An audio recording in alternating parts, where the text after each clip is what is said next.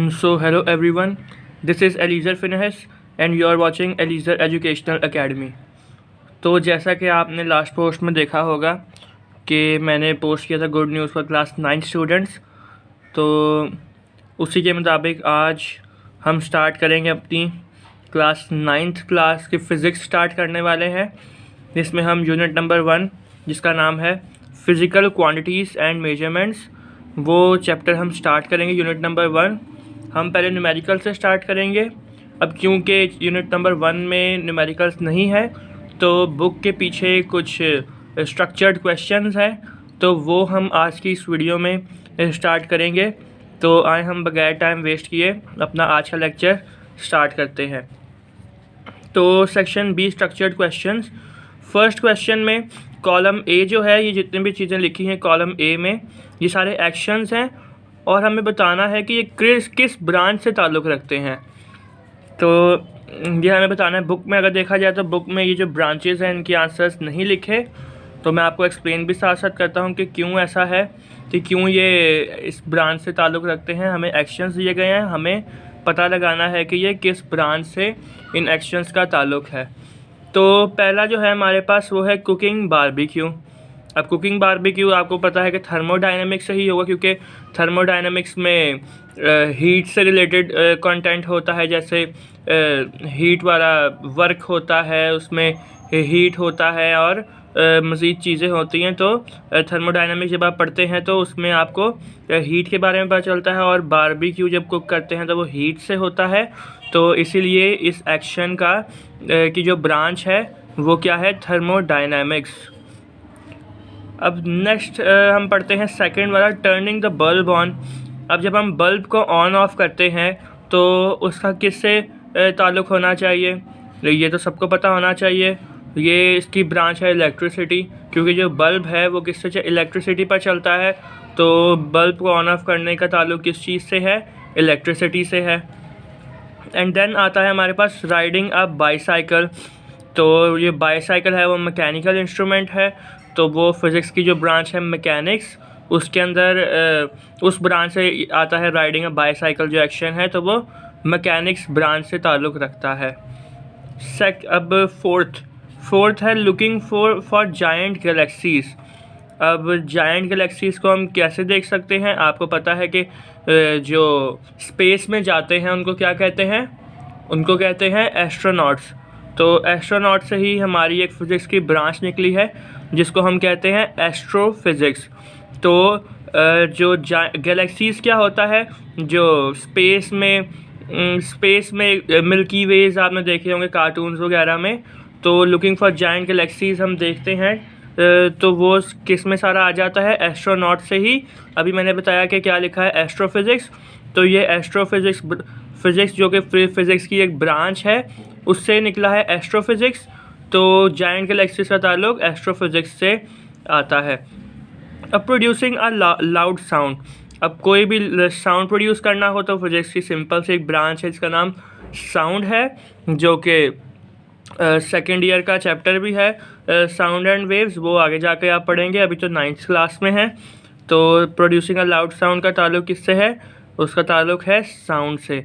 ये दरअसल मैंने ऊपर लिख दिया, वैसे ये नीचे आया था इसलिए मैंने एरो से शो कर दिया। अच्छा, डिस्क्राइबिंग एन एटम। अगर किसी एटम को डिस्क्राइब करना है तो वो किस ब्रांच से ताल्लुक़ रखता है, तो याद रहे कि जो एटॉमिक फ़िज़िक्स है, एटॉमिक फ़िज़िक्स में पूरे इस ब्रांच में हम एटम को ही डिस्क्राइब करते हैं।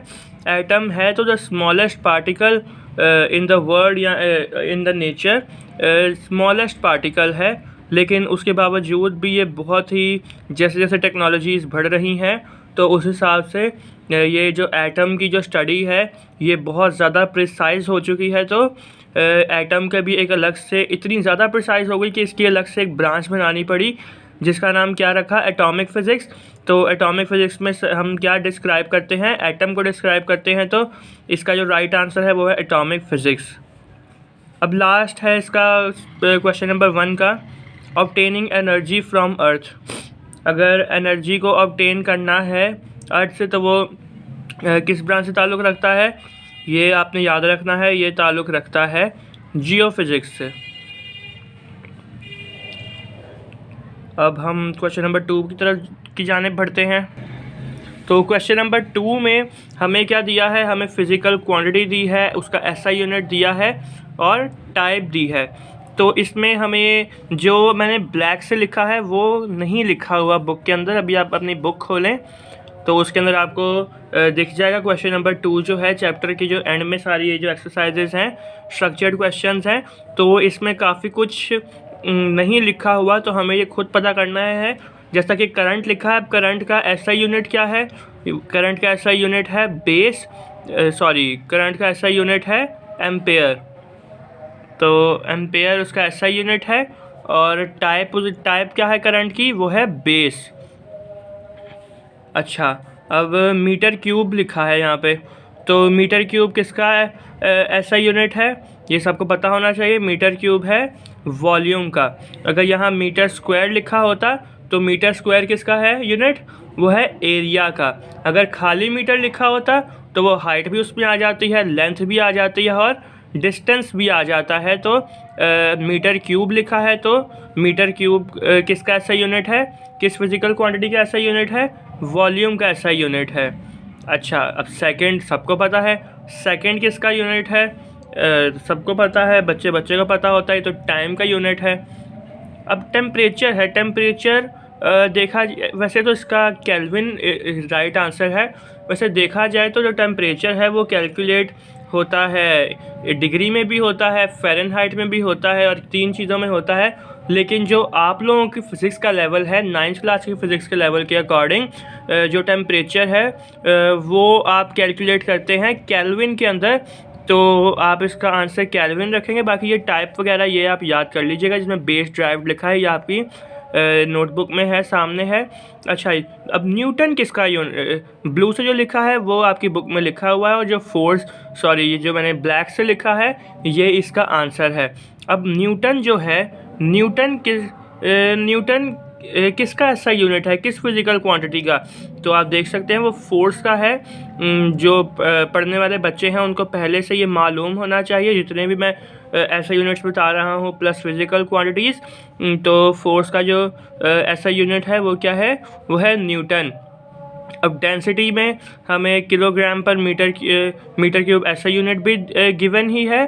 बस हमें टाइप बतानी है कि ये ड्राइव्ड है या बेस है, तो वो आंसर लिखे हुए हैं, आप यहाँ से देख सकते हैं।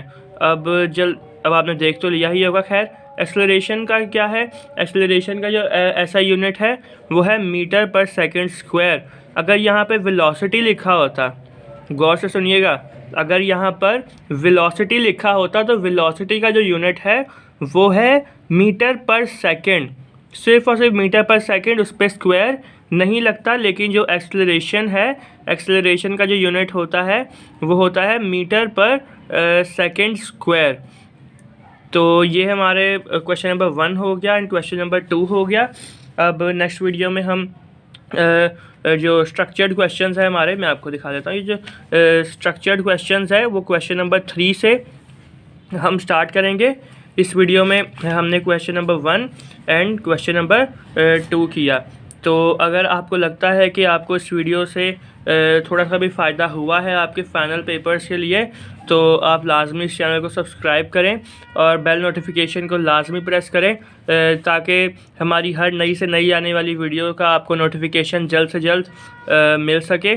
तो अब मिलते हैं अपनी नेक्स्ट वीडियो में, जिसमें हम क्वेश्चन नंबर 3 के साथ स्टार्ट करेंगे।